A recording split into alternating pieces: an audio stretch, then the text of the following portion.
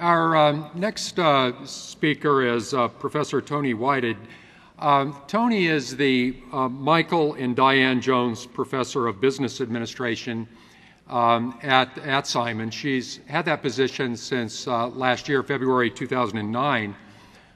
We were very fortunate to be able to hire Toni away from the University of Wisconsin, where she served as a chaired professor for a number of years. Toni is widely considered to be among the top academic researchers in finance. Particularly important work that she's done has been on the effects of financial markets on corporate investment decisions, which I think is a very timely topic for today.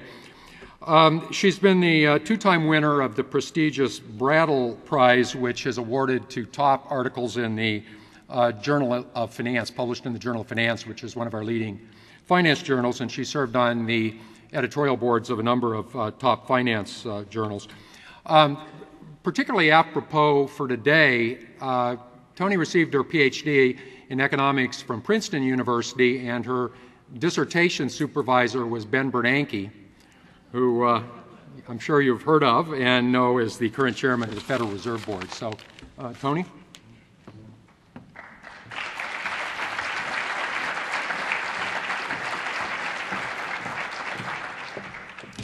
So I wanted to spend my 5 minutes talking about the mortgage market and talking about policies to relieve foreclosures and talking about policies that might prevent another mortgage meltdown.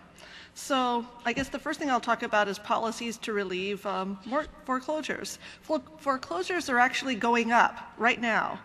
They're continuing to increase. And so that's going on. However, I think that the popular idea that foreclosures are caused by unscrupulous mortgage brokers who gave out all these subprime loans and then these poor people foreclosed is actually wrong. If you look at the statistics, only about a third of the mortgages that are underwater right now are subprime. The rest are either FHA or VA, or they're just prime mortgages. So what's going on? There's a couple things that are going on. Why do people foreclose? Let's see, they lose their jobs. The other reason why they foreclose is when they lose their jobs, they can't sell their house because they'd have to take a check to the bank. So this is what's primarily causing the foreclosure rate, which is continuing to go up and up and up. Now, should we do anything about this? And I think the answer is yes, because if I foreclose on my house, that affects you. And basic economic policy says that when that happens, we should do something about it. If I just foreclosed on my house and I got hurt all by myself, who cares? But if I foreclose on my house and it has wider effects, then as a public policy issue, we should do something about it.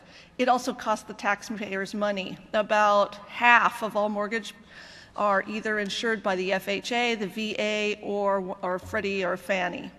And so if these mortgages go underwater and there's a foreclosure, that costs taxpayers, I don't know, about 36 cents on the dollar.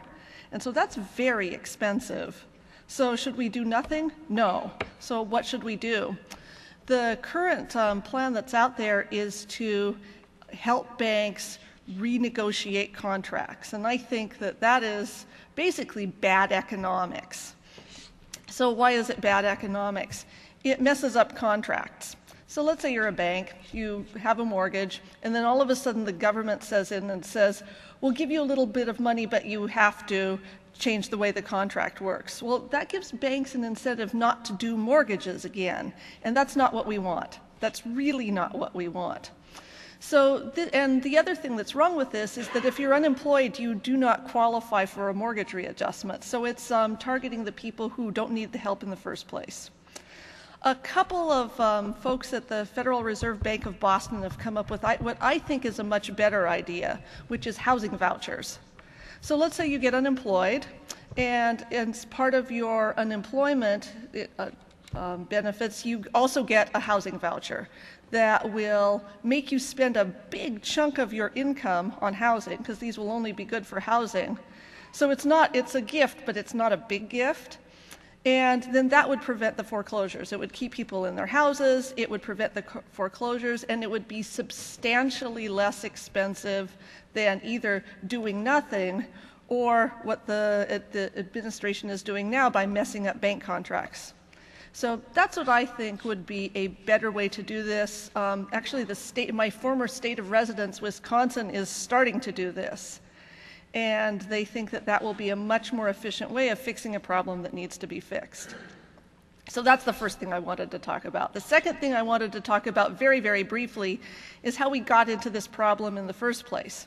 So let's say you're a mortgage broker and you want to underwrite a subprime mortgage. Well, then you're going to sell it. So what are your incentives to do that? You get a good price. Okay, so that's fine. And why are you getting a good price? Because somewhere down the road, this mortgage gets glued together with a whole bunch of other mortgage and resold. And the reason why they're getting a good price is because the rating agencies were giving these things too high of prices. And President Seligman talked about the problems with changing this system. And the reason why they were getting too high prices is because the people who were selling the mortgage-backed securities were paying for the ratings. And it's pretty clear the conflict of interest there, right? So we have to also do something about that. On that front, I'm not quite clear what I think would be the best idea.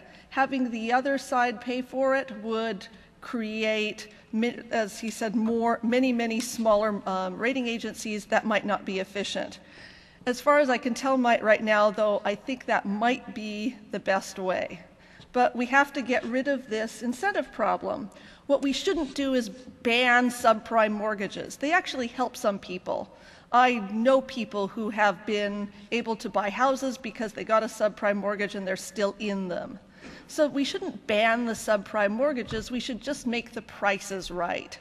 Once we make the prices right, then we'll get we won't get too many of them, but we won't get rid of them because they actually do help some people. And that's all I wanted to say. Thanks.